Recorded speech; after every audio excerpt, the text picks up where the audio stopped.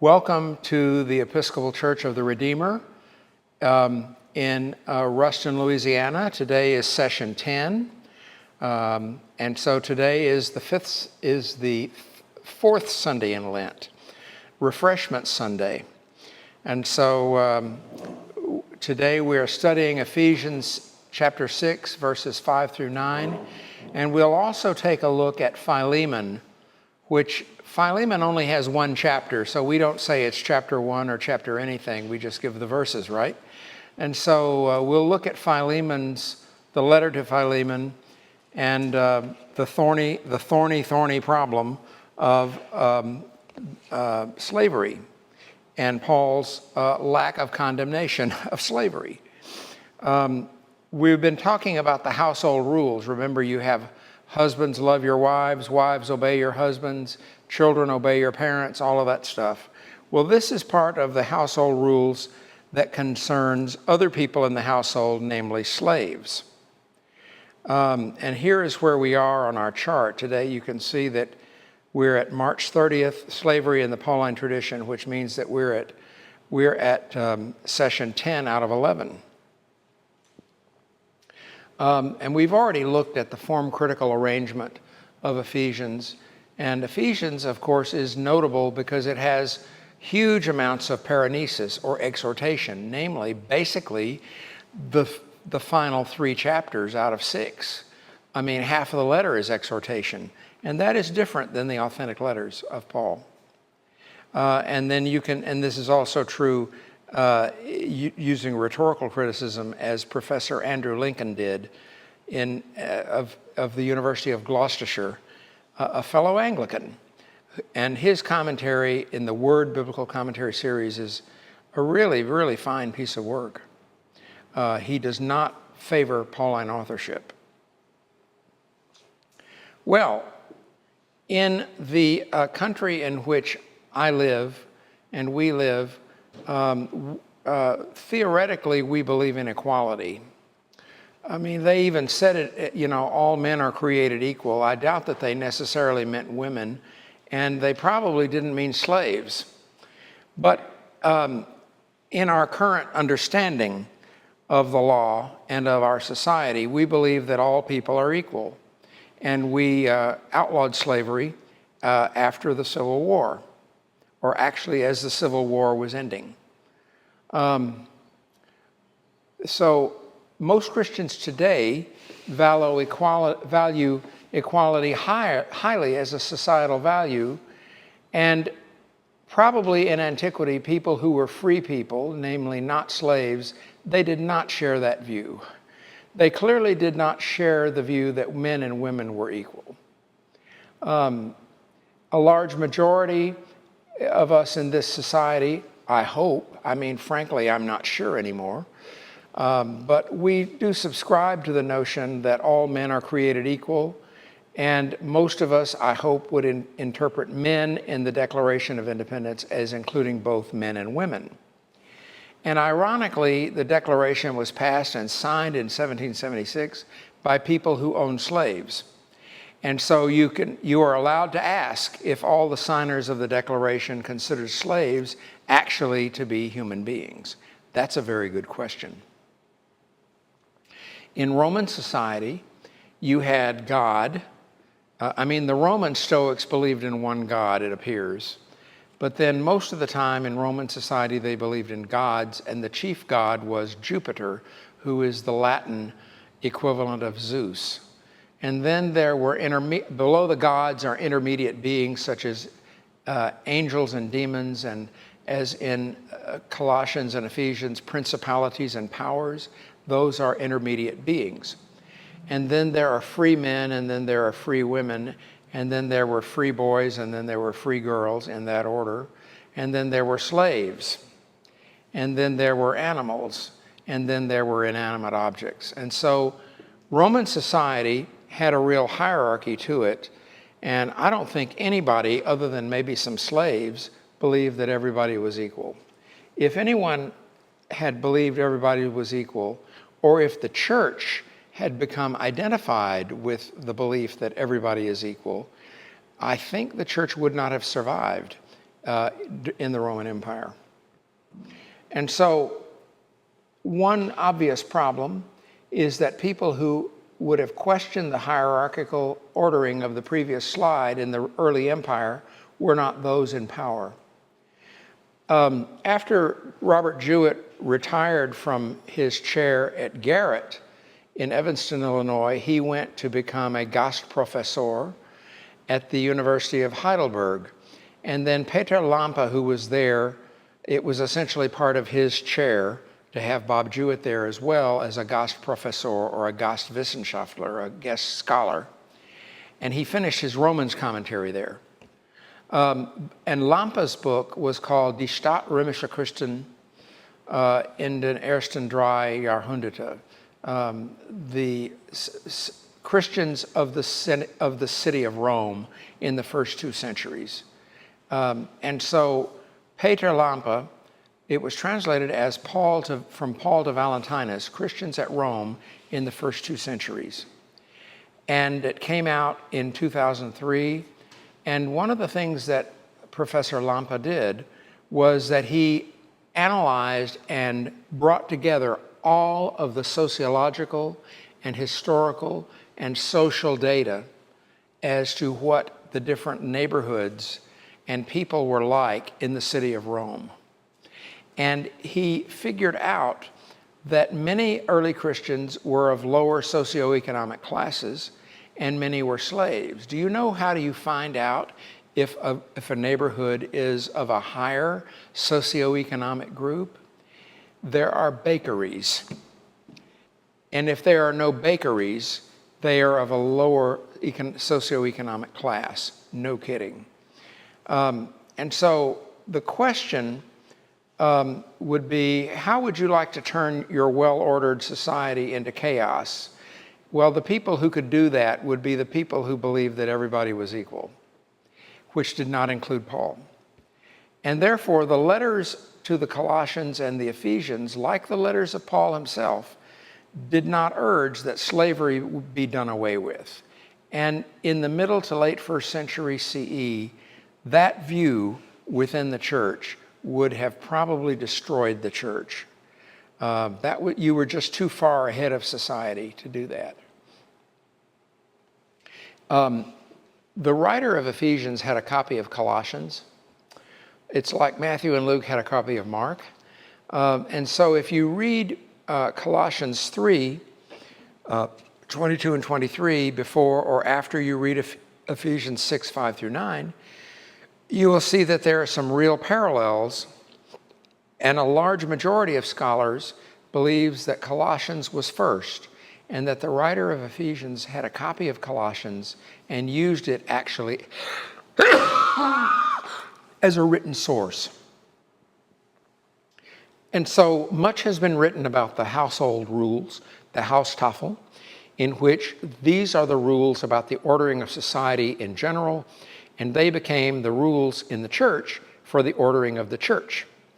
And so there are parallels between Ephesians 6 and Colossians 3. And the question that you might ask is whether these household rules were material that was alive in oral tradition or whether they came directly from the author of Colossians.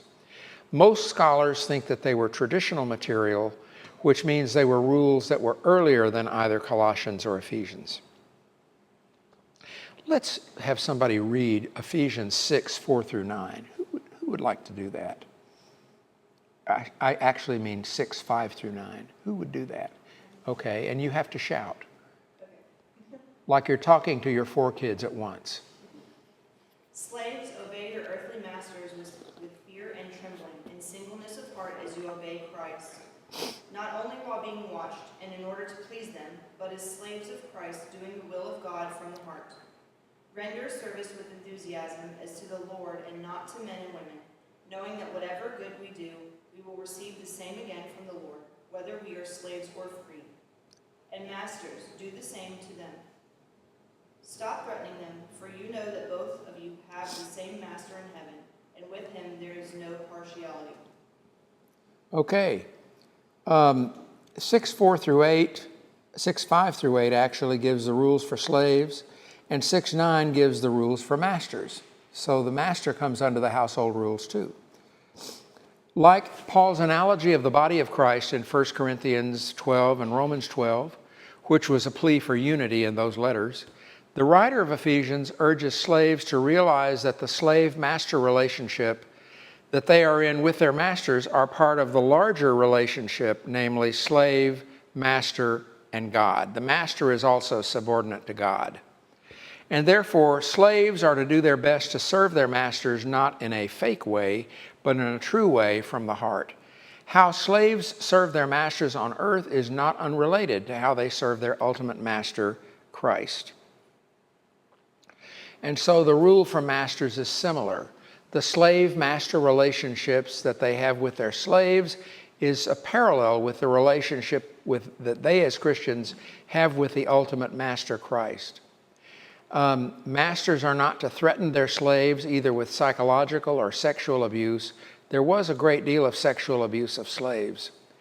There was a great deal of bodily harm, and of course slaves were usually often separated from members of their own biological family. And of course, slaves that ran away and came back certainly could be put to death. And so most people who lived into their 50s were considered old in antiquity, even into their 40s, according to Raymond Collins. And most slaves were manumitted by the time the slaves were actually in their 30s. And therefore, as if Christian slaves were manumitted, they would hopefully remain as members of the same Christian congregation that they were in when they were baptized with their masters and their master's family. Any cruel or dishonest behavior on the part of either slaves or masters would have long-term implications for how Christians would or would not get along in the congregations of the future.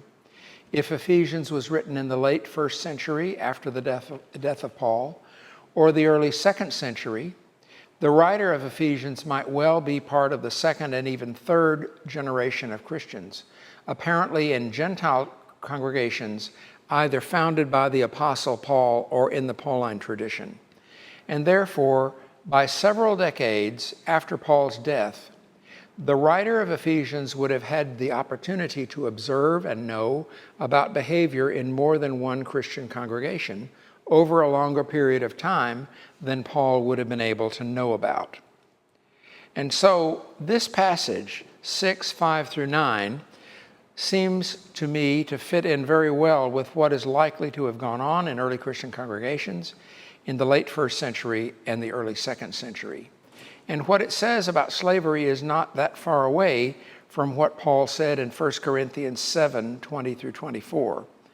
There, Paul says, well, don't worry. If you're a slave, well, don't worry about it because Jesus is coming back very soon.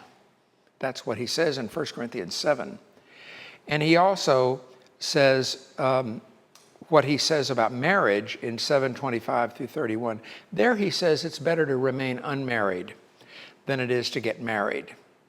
And Paul was himself unmarried, as far as we have evidence.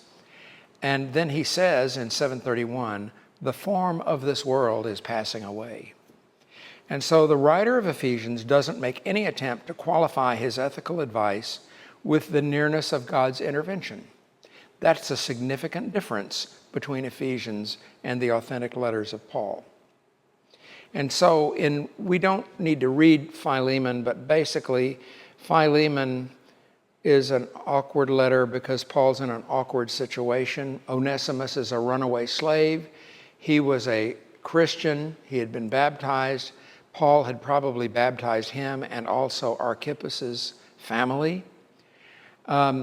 According to Ephesians, according to Philemon, the letter to Philemon is written to Philemon and to Archippus and the church that meets in your house. So Archippus is likely a prominent member of the congregation. Onesimus, whether or not Paul originally knew it, Onesimus was a fugitive slave. Onesimus is a slave name and it means useful. And it is quite likely that Paul knew Onesimus was a slave and that he was owned by Archippus. And Paul, perhaps later, became aware that Philemon that Onesimus was there without his master's permission. And so Paul then, in the letter to the Philemon, urges Archippus to be merciful in his treatment of Onesimus when he returned to Archippus. It was not really expected that any slave owner would be merciful to a slave that ran away. They frequently, one eye would be put out, their feet could be put out of joint, or they could be killed. So Paul's position in the letter to Philemon, in those awkward 25 verses, is that he's incarcerated. He had apparently been harboring a fugitive slave. Both the slave Onesimus and his master Archippus were Christians, very well could have been baptized by Paul or under Paul's authority. Paul now sent Onesimus back to Archippus bearing this letter, the letter to Philemon, asking for mercy towards Onesimus. And of course, Paul has no legal right to give orders about that. But he says, I want you to do this as a favor to me. And by the way, you owe me your very life. But he has no legal right to do that. So Paul pulls rank on Archippus. And of course, Archippus's legal rights, Paul has clearly trounced on. And so the interpretation of Philemon here in the South, before and during the American Civil War, what my parents grew up calling the war between the states, they quoted Philemon to support slavery because Paul does not condemn slavery in that letter, nor does he in 1 Corinthians 7. And now liberal interpreters of Philemon have often argued that Paul wrote Philemon to urge Archippus to give Onesimus his freedom, namely manumission, so that he could continue to serve Paul. And I think that if Paul were doing that, he would have said so in the letter. So I don't buy what that interpretation suggests. And most interpreters of Paul, like me, are not convinced that Paul would have asked Archippus to free Onesimus. I just don't buy that. And I realize a lot of people would like Philemon to say that, but it's one thing to say what you'd like a letter of Paul to say. It's another thing to have evidence for what it did say. And again, you have the hierarchy is there, and the idea is, as I see it, that Paul was not really willing to overturn the hierarchy of Roman society, because he knew that if he did that or tried to do that, that would be all she wrote for the church. And Paul was not willing to do that if Paul would have even wanted to do that. And I don't see any evidence that he would have wanted to do that. And so the hierarchy was there, and the early church simply accepted it as a reality. And maybe they shouldn't have, but they did. And so what can we say about all of this stuff? Well, first of all, when you look at all of the exhortation, and today, this ends the exhortation. When you look at all of that, you can say that at least in the first century, if not the second century, behavior in families and in households and in churches really matters. You don't get to do any damn thing that you want to do in your church. Sorry. Well, no, I'm not sorry. Everybody does not get to do their own thing in church. And the question that you might want to ask and try to answer is, what is your interpretation of this passage dealing with slavery in Ephesians 6, 5 through 9, or in 1 Corinthians 7, or in Philemon? And do you agree that societal values affect Christian scripture writers' sense of right and wrong? If what I am suggesting is true, then the hierarchical structure of Roman society affected Paul's understanding of right and wrong, affected Pauline ethics.